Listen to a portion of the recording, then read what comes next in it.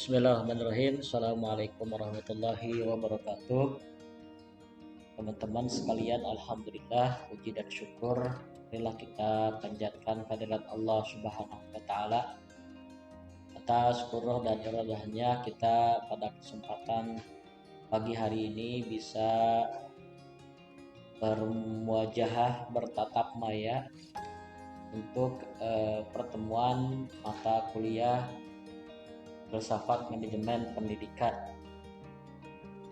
Nah, teman-teman sekalian, di pertemuan ini kita akan coba berdiskusi atau setidaknya Bapak menyampaikan terlebih dahulu kontrak perkuliahan untuk 1 semester ke depan.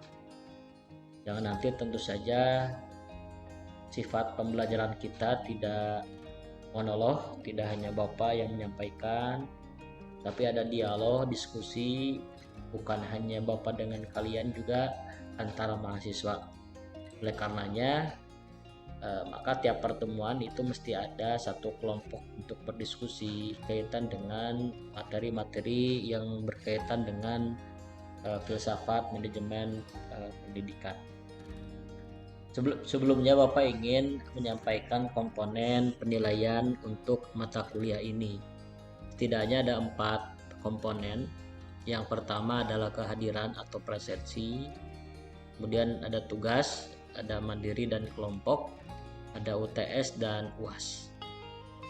Nah, masing-masing dari keempat komponen ini, presensi atau kehadiran 15%, ini dilakukan oleh ketua kelas, dan juga nanti akan disediakan Google Form yang Bapak nanti berikan. Kemudian tugas, ada tugas mandiri dan tugas kelompok. Tugas kelompok ini berupa penelitian kelompok yang dituangkan dalam sebuah makalah atau artikel. Artikel yang template-nya nanti Bapak sampaikan. Kemudian tugas mandiri ini berupa pengisian kuis setelah perkuliahan. Nanti insya Allah Bapak juga sampaikan tiap pertemuannya. Kemudian ada UTS, presentasinya 25%, dan yang terakhir adalah UAS 40%. Nah, perlu digarisbawahi bahwa batas minimal kehadiran itu adalah 12 kali dari 14 pertemuan di luar UTS dan UAS. Jadi 2 hari kalian diberi toleransi untuk tidak hadir, itu pun jika alasannya bisa diterima. Nah, ketentuan perkuliahan yang pertama, mahasiswa dan dosen wajib menjaga tata krama selama perkuliahan berlangsung. 2. Pembelajaran dilakukan dalam jaringan atau daring. 3. Pembelajaran dilakukan dengan menggunakan asinkronus melalui Google Classroom, WhatsApp Group, YouTube, dan Zoom. Kemudian yang keempat, komunikasi dosen dan mahasiswa melalui WhatsApp, sementara perkuliahan serta tugas-tugas disampaikan melalui Google Classroom. 5. Ketua kelas, sekretaris atau penanggung jawab kelas ini membuat daftar hadir setiap pertemuannya yang nanti diserahkan ke Bapak tiap semester, ya, tiap akhir semester. 6. Setiap mahasiswa wajib melaksanakan tugas mandiri dan kelompok. 7. Tugas kelompok didiskusikan dengan menggunakan Zoom meeting. Sebelumnya dibagi ke dalam 13 kelompok. Zoom meeting disediakan oleh kelompok diskusi dengan menyertakan dosen atau mengundang dosen join. 9. Jalannya diskusi dituangkan dalam notulensi diskusi oleh penanggung jawab atau oleh anggota kelompok. Notulen tersebut ditulis oleh anggota kelompok diskusi, kemudian disampaikan ke dosen di tiap pertemuannya oleh ketua kelas. 10.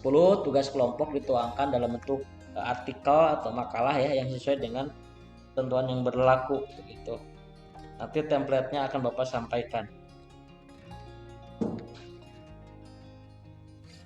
Nah, ini kontrak kuliah, ya. Langsung ke kontrak kuliah. Pertemuan pertama ini kontrak kuliah.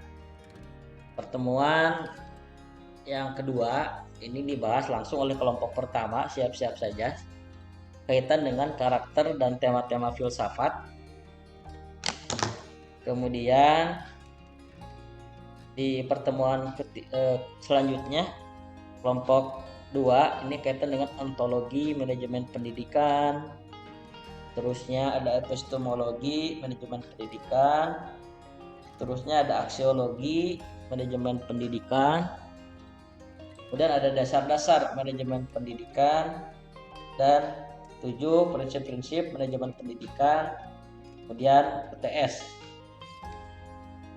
Kemudian ada karakteristik manajemen pendidikan, hubungan manajemen dan kurikulum pendidikan, metode dalam pendidikan Islam, evaluasi dalam pendidikan Islam, kelembagaan dalam pendidikan Islam, teologi pendidikan Islam, kemudian ilmu pendidikan Islam, TLA, teori dan praktis.